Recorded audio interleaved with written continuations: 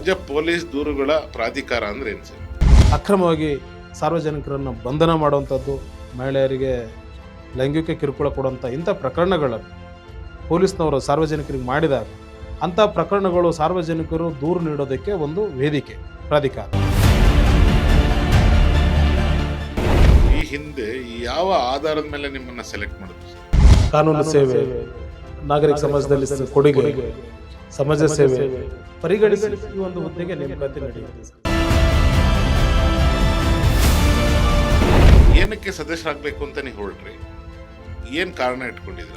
ಬಡ ಜನರು, ಮಧ್ಯಮ ವರ್ಗದವ್ರಿಗೆ ಆಗುವಂಥ ಅನ್ಯಾಯ, ದಬ್ಬಾಳಿಕೆ ವಿರುದ್ಧ ಆ ಒಂದು ವರ್ಗಕ್ಕೆ ಕೆಲಸ ಮಾಡಬೇಕು ಅನ್ನೋದು ಒಂದು ಉದ್ದೇಶ ಇತ್ತು. ನೀವು ಶಿಸ್ತು ಕ್ರಮ ಮಾಡ್ತೀರಾ, ಬಟ್ ಆ ಸರ್ಕಾರ ಎಷ್ಟು ಮಟ್ಟಿಗೆ ಅದನ್ನು ತಗೊಳುತ್ತೆ? ಇವತ್ತು ಅಡಿಷನಲ್ SP ಇಂದ ಮೇಲೆ ಬರುವಂಥ ದರ್ಜೆ ಅಧಿಕಾರಿಗಳ ವಿರುದ್ಧ ಇರುವಂಥ ವಿಚಾರಣೆಗಳು ರಾಜ್ಯ ಪೊಲೀಸ್ ದೂರುಗಳ ಪ್ರಾಧಿಕಾರ ನಿರ್ವಹಿಸ್ತಾ ಇದೆ. ಪ್ರಾಧಿಕಾರದಲ್ಲಿ ಕೇಸನ್ನ ಫೈಲ್ ಮಾಡ್ಕೊಂತೀರಾ, ಇಲ್ಲ ಫುಲ್ ಪೊಲೀಸ್ ಡಿಪಾರ್ಟ್ಮೆಂಟ್ಗೆ ಮಾಡ್ತೀರಾ, ಅಥವಾ IPS ಹೊರತುಪಡಿಸಿ ಮಾಡ್ತೀರಾ? IPS ಆಫೀಸರ್ ಅಂಥವ್ರ ಮೇಲೆ ದೂರು ಬರೋಂಥ ವಿಚಾರಣೆ ಮಾಡೋದಕ್ಕೆ ಅಂತಲೇ ರಾಜ್ಯ ಪೊಲೀಸ್ ದೂರುಗಳ ಪ್ರಾಧಿಕಾರ. ಈಗ ಏನೋ ಸಮಸ್ಯೆ ಆಗಿರುತ್ತೆ, ಇಮ್ಮಿಡಿಯೇಟಾಗಿ FIR ಹಾಕ್ಸ್ಬೇಕು, ಇನ್ನೊಂದೇನೋ ಯಾರಿಗೋ ಡೈರೆಕ್ಷನ್ ಕೊಡಬೇಕು. ನಿಮ್ದೆಲ್ಲ ಏನು, ಎಷ್ಟು ಅಥಾರಿಟಿ ಇದೆ ನಿಮಗೆ? FIR ಹಾಕಿ ಅಂತ ನಾವು ಹೇಳಲ್ಲ, ಡೈರೆಕ್ಷನ್ ಕೊಡಕ್ಕೆ ನಮ್ಗೆ ಅಥಾರಿಟಿ ಇಲ್ಲ. ಈ ಸುಳ್ಳು ಪ್ರಕರಣ ಅಥವಾ ರಾಜಕೀಯ ವ್ಯಕ್ತಿಗಳ ಮೇಲೆ ಸ್ವತಂತ್ರವಾಗಿ ಏನಾದರೂ